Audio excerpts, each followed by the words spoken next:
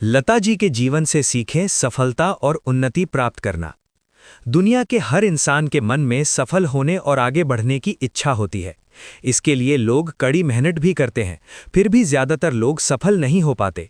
इसका कारण क्या है? दिक्कत यह है कि लोग जीवन में थोड़ी सी समस्या आने पर हार मान लेते हैं। वे खुद पर भरोसा ही नहीं कर पाते हैं। लेकिन उनको सोचना चाहिए कि जीवन में हर काम और परिस्थिति अच्छे के लिए होती है। अगर आप हर स्थिति में खुद को संतुलित रखेंगे तो आसानी से आगे बढ़ते जाएंगे। इसी विषय से संबंधित इस लेख में 2 घटनाओं का जिक्र किया जा रहा है। पहली घटना लता मंगेशकर जी के जीवन से जुड़ी हुई है, जो हमें एक बहुत बड़ी सीख देती है। प्रसिद्ध संगीतकार अनिल बिस्वास ने एक लोकल ट्रेन में लता मंगेशकर को उस समय के दिग्गज अभिनेता दिलीप कुमार, जिनका वास्तविक नाम यूसुफ खान था, से मिलवाया था। वर्ष 1947 में हुई मुलाकात को याद करते हुए लता जी ने बताया था कि बिस्वास ने उन्हें दिलीप कुमार से ये कहते हुए मिलवाया, ये लता मंगेशकर है, बहुत अच्छी गाती हैं। इस पर कुमार ने जवाब दिया, अच्छा, कहाँ की है?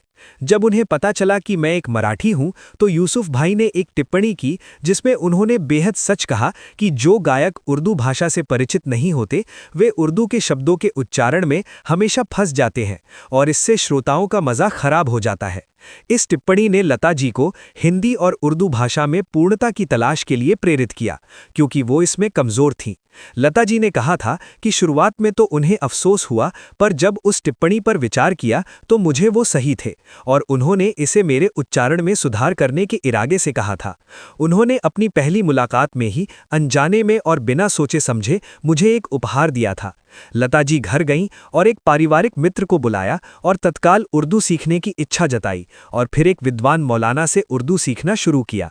तो मुझे एहसास हुआ कि शुरुआत में बहुत से लोगों ने लता जी की आवाज़ को पतली और कमज़ोर बताकर खारिज कर दिया था, लेकिन लता भी धुन की पक्की थीं।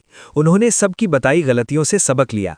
काफ़ी मेहनत और लगन से उन्होंने अपने आप में सुधार किया, जिसका नतीजा ये हुआ कि दिलीप कुमार जी खुद लता जी को अपनी फिल्मों में बतौर गायिका रिकमेंड करने लगे।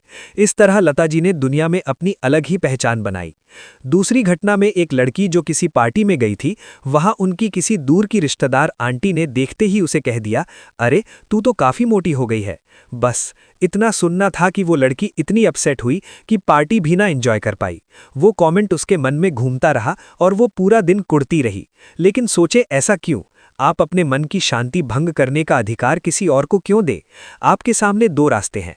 पहला ये कि आप लता जी की तरह किसी की कही बात को मन में बैठाकर अपने आप में बदलाव लाने के लिए प्रयास कर सकते हैं।